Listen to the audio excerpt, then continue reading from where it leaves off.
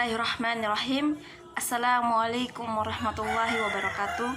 Saya Nurhayati Langago dari PBA 2A. Di sini saya akan mempresentasikan mata kuliah Psikologi Pendidikan. Dan di dalam mata kuliah Psikologi Pendidikan ini ada 12 materi yang akan dibahas. Yaitu yang pertama adalah pentingnya psikologi di dalam pendidikan. Kenapa sih psikologi ini sangat penting di dalam pendidikan? Karena psikologi ini adalah suatu ilmu yang sangat penting yang harus dimiliki oleh guru atau pendidik agar dapat menyelesaikan masalah yang dihadapi. Dan yang kedua adalah sifat dan hakikat kejiwaan. Pada dasarnya sifat manusia dibedakan menjadi dua aspek. Yang pertama adalah kemampuan dan yang kedua adalah kepribadian. Aspek kemampuan meliputi prestasi belajar, inteligensia, dan bakat. Sedangkan aspek kepribadian meliputi watak, sifat, penyesuaian diri, minat, emosi, sikap, dan motivasi. Dan yang kedua adalah hakikat manusia adalah rohani atau jiwa. Sedangkan jasmani dan nafsu merupakan alat atau bagian dari rohani. Sifat dan hakikat manusia merupakan ciri khas yang secara prinsip membedakan manusia dari hewan, meskipun antara manusia dengan hewan banyak kemiripan, terutama dilihat dari segi biologisnya. Yang ketiga adalah pertumbuhan dan perkembangan. Pertumbuhan ialah berkaitan dengan masalah perubahan dalam besar, jumlah ukuran atau dimensi tingkat sel, organ maupun individu yang dapat diukur dengan ukuran berat, gram, po, ukuran panjang, umur tulang, dan keseimbangan metabolis. Perkembangan adalah pertambahan kemampuan atau skill dalam struktur dan fungsi tubuh yang lebih kompleks dalam pola yang teratur dan dapat diramalkan sebagai hasil dari pematangan. Yang keempat adalah hereditas. Apa sih hereditas itu? Hereditas adalah pewarisan atau yang dinamakan pewarisan watak dari induknya untuk keturunannya, atau secara sosial melalui pewarisan gelar atau status sosial.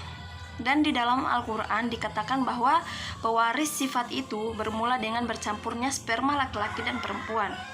Yang kelima adalah lingkungan.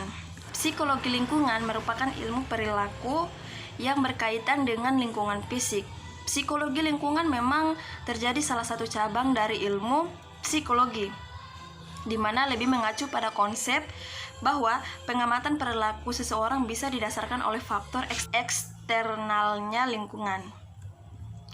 Yang keenam adalah tinjauan teoritis tentang belajar. Secara umum, teori tentang belajar dibagi menjadi tiga. Yang pertama adalah teori belajar menurut psikologi behavioristik.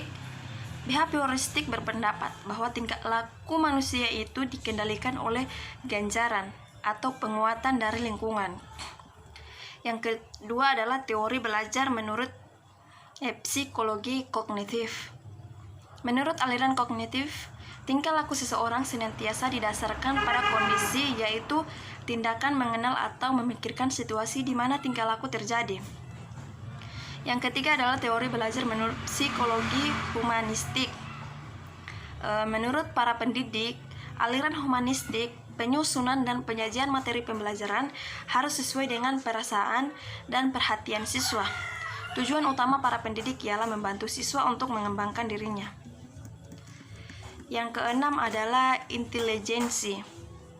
Menurut Kamus Besar Bahasa Indonesia, daya reaksi atau penyesuaian yang cepat dan tepat, baik secara fisik maupun mental, terhadap pengamalan baru, membuat pengalaman dan pengetahuan yang telah dimiliki siap untuk dipakai apabila dihadapkan pada fakta atau kondisi baru. Menurut para ahli, yakni Howard Gardner, mengemukakan bahwa intelijensi adalah kemampuan untuk memecahkan masalah atau menciptakan suatu produk dalam berbagai macam setting dan situasi nyata. Yang keenam adalah pengenalan peserta didik. Secara umum, berdasarkan peserta didik, dapat dibedakan atas dua, yaitu perbedaan secara vertikal dan perbedaan secara horizontal. Perbedaan vertikal adalah perbedaan individu dalam aspek jasmaniah seperti bentuk, tinggi, besar, kekuatan, dan sebagainya. Sedangkan berdasarkan horizontal adalah perbedaan individu dan aspek mental seperti tingkat kecerdasan, bakat, minat, ingatan, emosi, temperamen, dan sebagainya. Yang kesembilan adalah readiness dalam belajar. Menurut Kamus Psikologi, kesiapan readiness adalah suatu titik kematangan untuk menerima dan mempraktekkan tingkah laku tertentu. Readiness diartikan sebagai kesiapan atau kesediaan seseorang untuk berbuat sesuatu. Yang keenam adalah motivasi belajar. Yang ke-10 adalah motivasi belajar.